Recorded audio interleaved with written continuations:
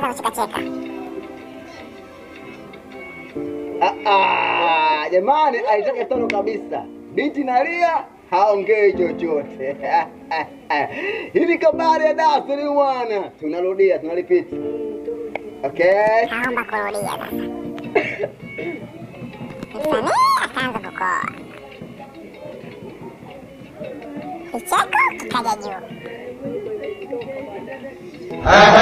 Okay, msanii nyimbo imemtoka. Jamani, tunamsaidiaje? Msanii unaitaka? Umeimba, imba. Okay.